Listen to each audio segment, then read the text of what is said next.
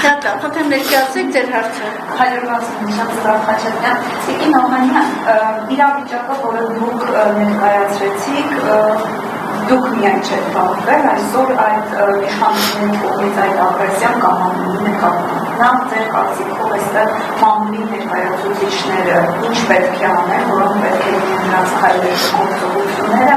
այսօր հայտնի դարձավ, որ երկու երիտասարդ տղաները, որոնք եկեղեցում էին, Դավիթը եւ Միքայելը նրանց մեղադրանք պետք է առաջադրվի, սրա հետ կապված ձեր կարծիքները որպես հրապարակորոշակի գլխավորություններ եւ իշխանությունները հաճախ լրագրողներին թիրախավորում են ու ասում են դե ասեք ձեր ֆինանսավորողը ով է, օրինակ ձեր լրագրողները Դուբինյանը ասում հենց հիմա ասեք ձեր ֆինանսավորողը ով է, ինչ է պետք նրանց իմանալ ով է ֆինանսավորողը տվյալ լրագրողը։ Շատ լավ, ես վերջից սկսեմ, հա, որտեղ այդ ավելի ինձ հաճելի հարց է։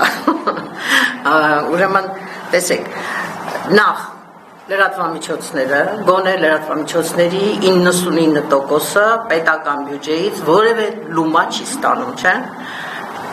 Դրա փոխարեն իրենք ստանում են պետբյուջեից բարձր աշխատավարձեր, հիմա էլ ընդամենը օրեր առաջ 4.6 միլիոն բան են ստացել, չէ՞, պարգևավճար են ստացել, այո, այդ նույն Ռուբինյանը ստանում է միլիոնների աշխատավարձ եւ ըստ էության այս պետությանը ոչ մի օգուտ չի տալիս, եթե չասենք, որ վնաս են տալիս իրենք։ Այդ մեկ։ Այսինքն մենք իրավունք ունենք իրենցից հաշվետվություն պահանջելու եւ ասելու, ասեք պետական բյուջեից, նաեւ մեր վճարած հարկերից, ձեր ստացած աշխատավարձով դուք ինչ եք անում։ Այս պետությանը ինչպես եք ծառայում, ինչքան եք օգտակար, արդյոք արժի, որ մենք որպես ձեզ վճարողներ, ձեր գործատուներ, արժի, որ մենք ձեզ շարունակենք աշխատավարձ տալ, թե ոչ։ Այդ մեկ։ Երկրորդը, բոլոր լրատվամիջոցները, գոնե մեծ մասին ճանաչած հայտնի լրատվամիջոցների շատ բարեխիղճ հարկատուներ են։ Մենք այնքան մեծ հարկեր ենք վճարում, որ դա նույնիսկ բավականին դժվարացնում է մեր գործունեությունը, որովհետև իրենք գիտեք, որ հարկերը 5%-ից դարձրեցին շրջանառության հարկը 10% եւ մենք հիմա շատ ավելին ենք վճարում, քան առաջ էինք վճարում, եւ այդ հարկային հաշվետվությունը ես իմ Facebook-յան էջում նույնիսկ դրել եմ օրեր առաջ, որպեսզի տեսնի Ռուբինյանը, որ այս փոքրիկ խմբագրությունը, որտեղ մի 10 քանի մարդ է աշխատում, ինչքան օգուտ է տալիս այս պետությանը։ Այդ երկրորդ, երրորդը մեր բոլորի գովազդները մեր կայքերում բաց տեղադրված են։ Քիչ թե շատ գրագետ մարդը մտնում է հրապարակ եմ, 168 եմ, առավոտ եմ, չգիտեմ, Ռեպսիմեի էջը եւ տեսնում է թե ինչ գովազդներ են տեղադրված եւ կարող է տարական հաշվարկ անել թե այդ գովազդներից ինչքան գումար է մտնում եւ ինչ ֆինանսական շրջանառություն գոյություն ունի։ Ավելին ասեմ, ես նույն Ռուբինյանին առաջարկել եմ, ասել եմ վեր կաց արի խմբագրություն, քեզ հետաքրքրում է մեր ֆինանսավորողների ցանկը, ես պատրաստ եմ, այդտեղ կա կոմերցիոն գաղտնիք, բայց պատրաստ եմ, քեզ կտրամադրեմ մեր բոլոր 40 պայմանագրերը, կդնես, կնայես, կհաշվես, թվաբանություն կանես, եթե ես քեզ այդքան հետաքրքրում է այդ ֆինանսական մասը, կհամոզվես, որ մենք ստանում ենք ավելին, քան ցանկացած այլ լրատվամիջոց, ցանկացած պետական եւ իշխանական լրատվամիջոց եւ մենք ի վիճակի ենք մեր հոգսերը հոգալ մեր ստացած օրինական եկամուտների հաշվին։ Եվ երրորդը, մեր ախորժակը այդքան մեծ չի։ Ռուբինյանները պիտի իմանան, որ իրենք ստանում են 1 միլիոն, 2 միլիոն, 3 միլիոն աշխատավարձ, մեր լրագրողները ստանում են մի քանի 100,000 դրամ եւ բավարարվում են այդ ստացած գումարներով։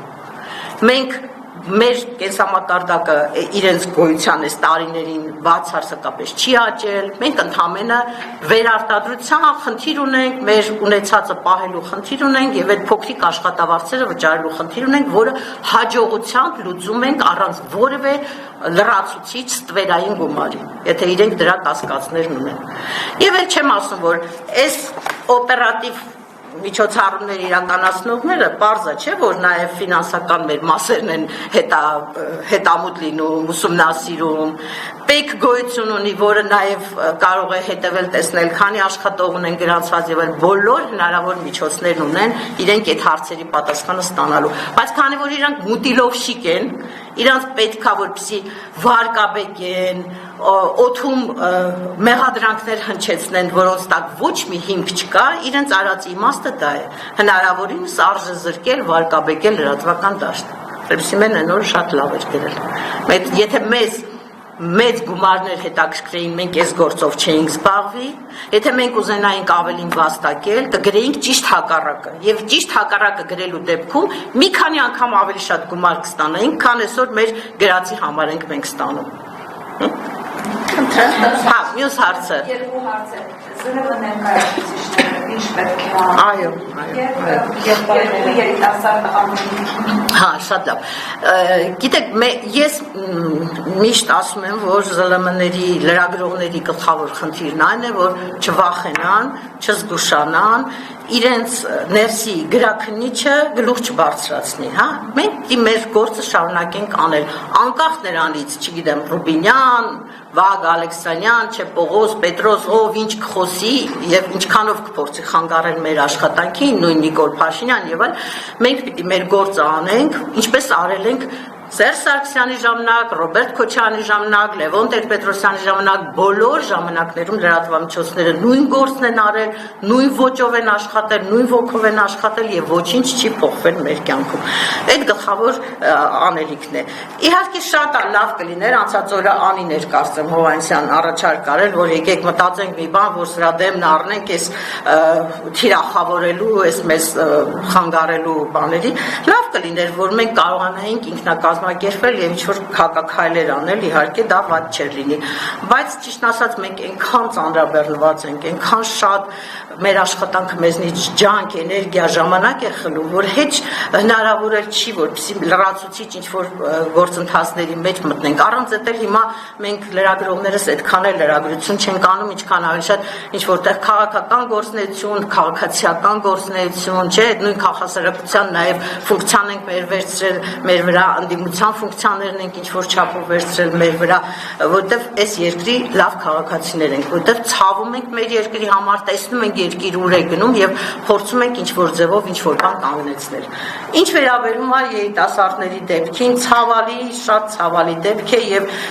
սա այն նույն շրջանակում է, որ այս մարդիկ չունեն ոչ կարմիր գիծ, ոչ ինչ-որ սահմանափակում, ոչ դեմոկրատիայի մասին պատկերացումներ, ոչ հանրային համերաշխությունը վերականգնելու որևէ ջանք, որևէ նպատակ իրենց առաջ իրենք չեն դրել։ Այդ է խնդիրը, որ հիմա մենք այսպիսի վիճակում ենք։ Եվ ի վերջո, երբ որ դու երկիրը հասցրել ես այս վիճակին եւ Արցախ ես կորցրել, այսքան կորուստներ են եղել, որ ամեն օր Ադրբեջանից մենք երեք էլ լսեցինք, չէ, Ադրբեջանի մի պտիմել է, որ ցեղասպանություն ճանաչվի։ Այսինքն ամեն օր այդ խոսույթի մեջ ապրող ժողովուրդը առանց այդ ստրեսի եւ ծանր շոկային պայմաններում է գոյատևում։ Եվ միտեղ էլ այո, մեկը քեզ կթքի, կմրի, միտեղ էլ կփորձի քեզ խփել, միտեղ էլ քեզ կվիրավորի եւ այլն։ Դու պիտի հասկանաս, որ այդ իրավիճակի բնական արձագանքն է մարդկանց այս պահվածքը եւ այդ երիտասարդներին ես չգիտեմ էլի պիտի մարդը պիտի բարոյականության, մարդկայնության, հայ լինելու բոլոր որակները կորցրած լինի, որ այդ տղաների նկատմամբ մեղադրանք հարուցի եւ փորձի տանել բանտ։ Ի վերջո մենք տեսնում ենք, չէ, այսօր հենց այսօր մենք լուր ենք տպագրել, որ այդ Ամերիկայում մեր դեսպանը, չէ, Մկրտչյանի ինչ էր արել, Նարեկ Մկրտչյանի եղբոր նկատմամբ հարուցված գործը մի տարի պայմանական են տվել, փակել են գործը, երբ որ զենք էին հայտնաբերել իր մոտից։ Այն չեմ ասում մյուս բաները։ Լավ, ենթադրենք զենք է եղել, եւ զենք։ Բայց այդ նույն զենքի համար հիմա մեր հերոսը, մեր Աշոտ Երկաթը բանտում է, չէ, մի ամբողջ տարի բանտում է անցկացնելու։ Ոնց կարելի է այդքան անհավասար, այդքան անմարդկային, անարդար պայմաններ ստեղծել, այնտեղ հերոսի դեպքում, այս դեպքում նախարարի եղբոր նկատմամբ։ Հիմա նույնն է այս երեխաների դեպքն է։ Իսկ ով է ասել, որ պիտի ցանկացած, չգիտեմ, քայլ, նույնիսկ եթե ընդունենք հանցագործություն եք համարում դա, ով է ասել, որ պիտի մեղադրանք առաջադրվի, կալանքի տարվի, ձերբակալություն լինի, ով է ասել։